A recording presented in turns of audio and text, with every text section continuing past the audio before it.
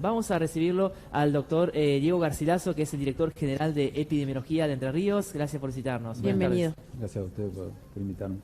Bueno, queremos conocer en primer lugar cómo está la situación ahora, sobre todo porque en los últimos días se ha conocido la información, ¿no? En Brasil, por ejemplo, un país vecino que ha pedido otra vez el uso de barbijos en aviones, aeropuertos, después de un supuesto rebrote de casos de coronavirus. Y también lo que está pasando en China, donde comenzó este virus y todavía hay ciertas restricciones o aislamientos muy importantes en algunos lugares, ¿no? Muy puntuales, por supuesto.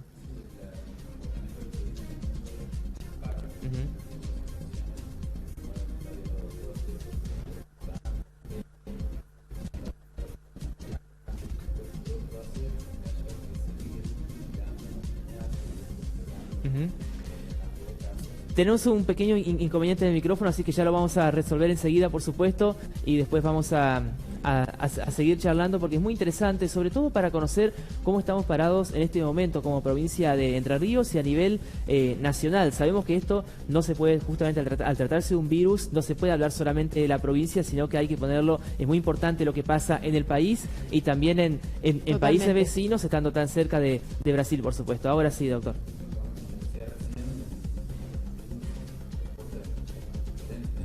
Obviamente que la pandemia no desapareció, en el sentido de que el virus no desapareció, va a seguir circulando y es muy probable que tengamos rebrotes en el futuro de este virus, así como pasa con la influenza, con la gripe, con otros virus, que cada tanto van generando unos rebrotes de enfermedad. Y lo mismo va a pasar con el COVID.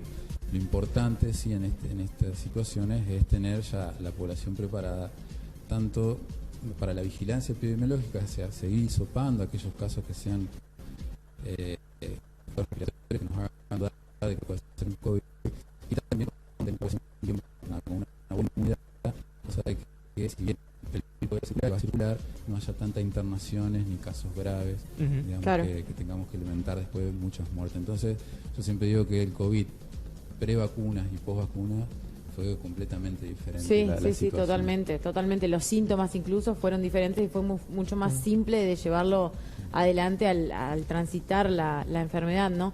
En cuanto fuera de cámara, hablábamos de los porcentajes en cuanto a vacunación, ya sea de una dosis, 2, 3 o ninguna. ¿Cómo se encuentra eso? Bien, sí, nuestro país ha sido un país que ha aceptado bastante bien la vacuna. La población se puede comparar con países que no llegan al 50% de la población. Exactamente, nosotros la provincia, por lo menos, más del 90% de la población ha iniciado el esquema. Casi el 80% completó el esquema, pero por lo menos la gente que ha decidido vacunarse, aunque sea más del 90% de la población, o sea que prácticamente casi toda la población de la provincia ha decidido vacunarse contra el COVID. Completar el esquema implicaba 2 dosis y el refuerzo, 2 dosis y los 2 refuerzos. Completar el esquema era lo que nosotros llamamos las dosis iniciales, que eran, la gran mayoría de las vacunas eran 2 dosis, había algunas vacunas que eran 3, como por ejemplo los infantes, que requerían 3 dosis para iniciar, y después se incorporaron esos refuerzos a 4 meses, que eran, por ejemplo, las personas mayores de 18 años ya se llegó a que la recomendación sean 2 refuerzos para las personas mayores de 18.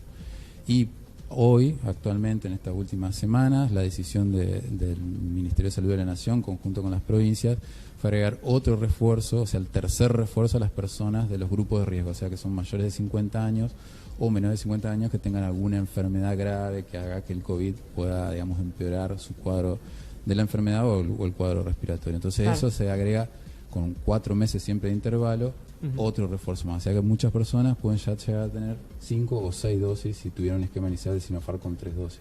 Claro. Me parece interesante, ¿no?, hacer foco sobre todo en esto, de que en estos momentos el 90% aproximadamente de la población entrerriana tiene al menos una dosis. Exacto. Creo que es un número interesante, importante, si lo comparamos con otros países, como dijo usted. Sí, claro, o sea, yo creo que la vacuna en nuestro país ha sido muy bien recepcionada por la población, más allá de muchísimos cuestionamientos que hubo al inicio de la vacunación, muchísimas situaciones que ocurrieron, prácticamente la mayoría de las personas se fue a vacunar, y eso creo que también hace a que tengamos tan bajo el nivel hoy de internaciones y casos graves.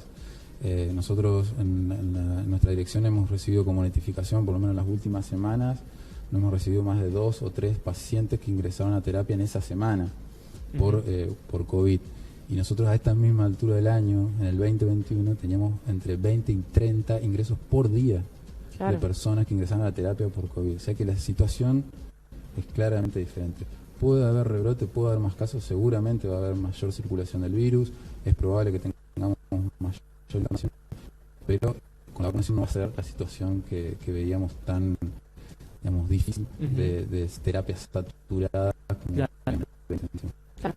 Es importante por ahí, Ernesto, que el COVID no es que desapareció en el mundo, tampoco de Argentina, de Entre Ríos, nosotros somos parte del mundo, por supuesto, pero es y tampoco va a desaparecer, eso es otra cuestión que me parece importante remarcar, pero es muy distinto el hecho de estar vacunado a no estar vacunado. Claro, estos son virus respiratorios, a diferencia de otros virus, los virus respiratorios mutan mucho, se modifica mucho su forma, su genética, entonces al modificarse, irse modificando, se adapta muchas veces a poder ser más contagioso, a tener a ser a veces más grave, o a veces incluso a evadir la inmunidad que generan las vacunas o la inmunidad que genera otra variante. Entonces eso también hay que seguir mucho, cómo estos virus respiratorios se van modificando en el tiempo, porque bueno, pueden generar también otros cuadros pandémicos más adelante.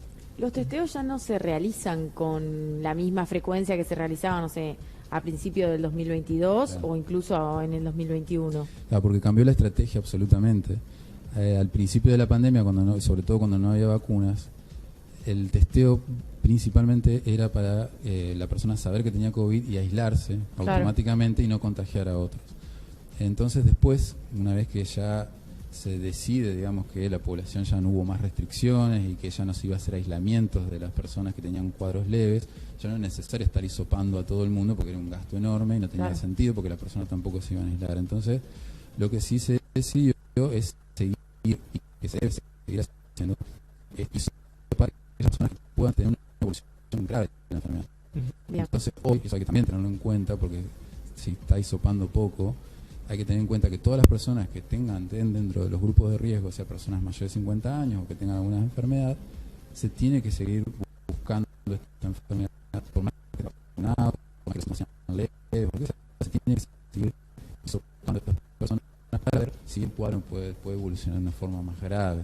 Entonces, todavía se sigue hisopando, pero específicamente a esos grupos. Y también se hisopa siempre, no solo para COVID, sino para influenza, para otros virus, a todas las personas que requieren internación por un cuadro respiratorio. Ahí entra dentro de una batería de análisis que se hacen, también se sigue haciendo COVID. Y en eso estamos viendo por ahora muy pocos casos confirmados de las personas que están internadas, de las personas mayores de 50 años.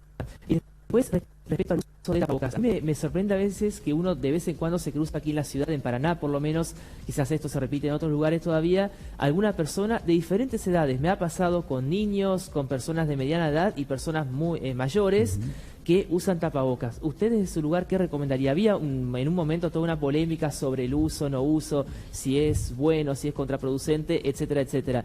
En estos momentos, ¿habría que usar, no hay que usar? El uso del tapaboca como medida de barrera para protegernos de no solo COVID, de cualquier virus respiratorio, sigue siendo efectivo, digamos, no cambia eso, la efectividad está comprobada. Lo que cambió es la obligatoriedad. Claro. En un momento se llegó a ser obligatorio y después se fue sacando. Nosotros lo que sí recomendamos todavía es el uso, digamos, de tapabocas no solo para COVID, sino para influenza o para otras enfermedades respiratorias, principalmente en lugares cerrados, en los cuales la gente no se puedan mantener la distancia mínima de 1,5 metros, 2 metros, y sobre todo, y eso es lo que hacemos también recomendación, al final de salud, usar los establecimientos de salud también lo recomendamos al uso de tapabocas. Claro. Es una recomendación importante que hacemos todavía como dirección de epidemiología. ¿Sí? ¿Y cómo estamos en estos momentos en cuanto a recursos humanos, el sistema de salud, al menos aquí en la provincia? Sabemos que de alguna forma esta pandemia ayudó, si vemos el medio vaso lleno, a visibilizar distintas cuestiones y a fortalecer el sistema también. Actualmente, ¿cómo estamos parados? Bueno, también ha dejado mucho personal agotado. Ustedes imagínense que el personal de salud tuvo que acarrear una pandemia que duró por lo menos el más fuerte, mínimo 2 años y medio. Después también fue Salud, que tuvo que tomar toda la posta en relación a lo que fue la vacunación, que fue una vacunación masiva. Muy pocas veces en la historia se hizo vacunación masiva, se refiere a que se tuvo que vacunar toda la población. En general siempre la vacunación va orientada a población menor, chicos menores de 6 años o algunos grupos específicos. Acá se tuvo que vacunar a toda la población completa.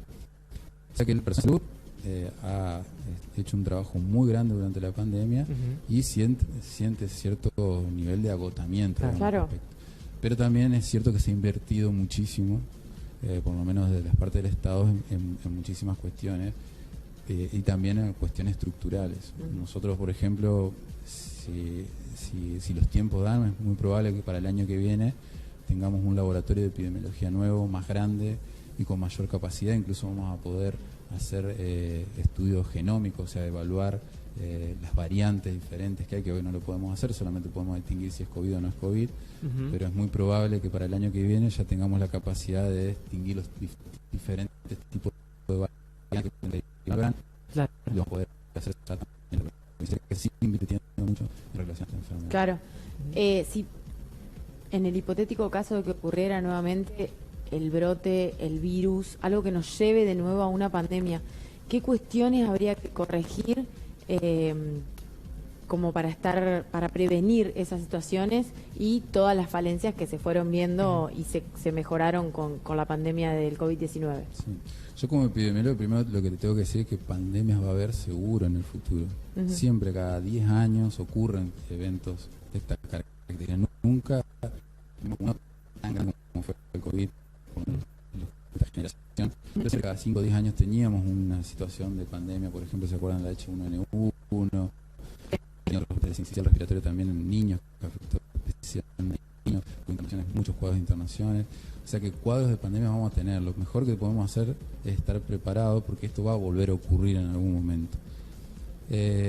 Lo que se tiene que mejorar son los tiempos en el diagnóstico, en los aislamientos y todo eso que creo que al principio se demoró mucho en definir claro. Sobre todo algunas cuestiones de evitar algunos vuelos o cortar vuelos, algunas situaciones que llevaron a que el virus se disipe muy rápidamente. Pero también hay que tener en cuenta que los virus respiratorios son muy difíciles casi de frenar. Lo que se puede hacer es bajar el nivel de contagios a un nivel soportable para el sistema de salud, claro, hasta que aparezca una vacuna o una solución, como fue lo que ocurrió. Lo que yo creo, y lo que se hizo bien también, fue que apareció una vacuna muy rápido. Esto también fue muy rápido. Nosotros estábamos haciendo PCR en la provincia en marzo, cuando recién en enero se estaba, sabiendo de la enfermedad en todo el mundo. Nosotros ya en marzo estábamos haciendo PCR, teníamos las ciencias del genoma del virus en nuestra provincia ya en marzo para poder hacer la detección. Y tuvimos la vacuna en el mismo año que apareció la pandemia. Eso fue una cosa excepcional. Esos tiempos se pueden acortar, se pueden mejorar, pero lo más importante es seguir con una buena vigilancia, seguir hisopando, seguir buscando virus, seguir buscando enfermedades respiratorias que no le encontramos la causa, para que esto, digamos, no vuelva a ocurrir así tan rápidamente y tan explosivamente como ocurrió. Lo más importante es invertir, sobre todo en vigilancia epidemiológica y en vacunas también, claro, en toda la tecnología de diagnóstico también. Claro. Doctor, ¿alguna sugerencia para los ciudadanos, no, ahora que viene la temporada estival, que hay muchas fiestas, no sé, algo que podamos hacer, si es que podemos hacer algo, para, ya dijimos, es muy distinto estar vacunado o no estar vacunado? Bueno, sí, en relación a COVID específicamente, la vacunación es clave. A aquellas personas que todavía les falten alguna vacuna o que les falte algún refuerzo, no importa si ya pasó mucho tiempo, no es que la vacuna que se hizo anteriormente desaparece, sino que pueda seguir reforzando sus esquemas de vacunación. Seguir también las noticias, los informes epidemiológicos que se hacen semanal respecto al número de casos, la situación que se está viviendo, para ver si hay alguna medida nueva que tomar. Eso es importante, ver cómo el número de contagios. Y después, bueno, hay otros eventos que se encuentran, no solo COVID. En verano ocurre mucho accidente de tránsito, mucho golpe de calor, así que bueno, hay que también hay que tener en cuenta para la salud de la población. Por supuesto, muchas gracias a ustedes. Así pasa entonces el doctor Diego Garcilaso, director de epidemiología de la provincia de Entre Ríos.